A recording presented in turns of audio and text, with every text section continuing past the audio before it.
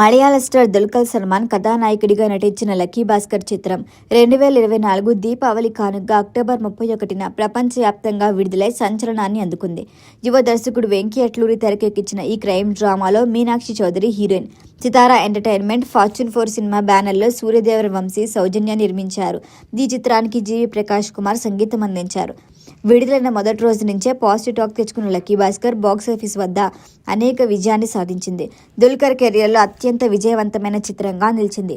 100 కోట్ల క్లబ్లోకి చేరి కమర్షియల్గా కూడా బిగ్ హిట్గా నిలవడం విశేషం.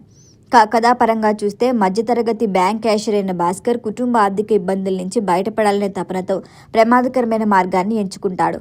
చిన్న స్థాయి ఆర్థిక మోసాల నుంచి మొదలైన అతని ప్రయాణం స్టాక్ మార్కెట్ల స్కామ్ ద్వారా విస్తరిస్తుంది. ఆధిక్యం, అత్యాశ, దాని పరిణామాలను చూపించిన విధానం ప్రేక్షకులను ఆకట్టుకుంటుంది. 1992 నాటి హర్షద్ మెహతా స్కామ్ నుంచి ప్రేరణ పొందిన కథనాన్ని దర్శకుడు తన దైన శైలిలో ప్రజెంట్ చేయడంతో సినిమా ఎంటర్టైన్మెంట్తో పాటు ఆలోచింపచేసే అంశాలని కూడా అందించింది. ఇక ఈ ఘన విజయం నేపథ్యంలో లక్కీ భాస్కర్ సీక్వెల్పై చర్చలు ఊపందుకున్నాయి. అయితే కొంత సమాచారం ప్రకారం దర్శకుడు అట్లూరి ఈ కథ కొనసాగింపును రూపొందించే ఆలోచనలో ఉన్నారట. ప్రస్తుతం ఆయన తమిళ స్టార్ హీరో సూర్యతో ఒక సినిమా చేస్తున్నారు. ఈ ప్రాజెక్టు షూటింగ్ దాదాపు పూర్తయింది. అది పూర్తయ్యాక లక్కీ భాస్కర్ సీక్వెల్ కథా రూపకల్పనపై పూర్తిగా దృష్టి పెడతారట. మొదటి భాగం క్లైమాక్స్లో భాస్కర్ తన సంపాదనను అధికారుల కంటపడకుండా విదేశాలకు తరలించారు. ఈ నేపథ్యంలో సీక్వెల్ కథ ఎక్కడి నుంచి మొదలవుతుంది అన్నదే ఇప్పుడు అసలైన ప్రశ్న.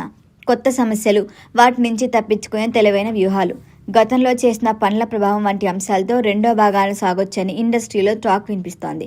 అన్నీ అనుకున్నట్లుగా కుదిరితే ఈ సీక్వెల్ 2007లో ప్రేక్షకుల ముందుకొచ్చే అవకాశం ఉంది. మొత్తంగా చూస్తే లక్కీ భాస్కర్ సాధించిన విజయమే ఈ సీక్వెల్ ఆలోచనలకు బలమైన కారణం. దుల్కర్, వెంకీ అట్లూరి కాంబినేషన్ మరొకసారి మ్యాజిక్ రిపీట్ చేస్తుందా, కొత్త స్థాయికి తీసుకెళ్తుందా? ఇది తెలియాలంటే ఇంకొన్ని రోజులు ఆగాల్సిందే.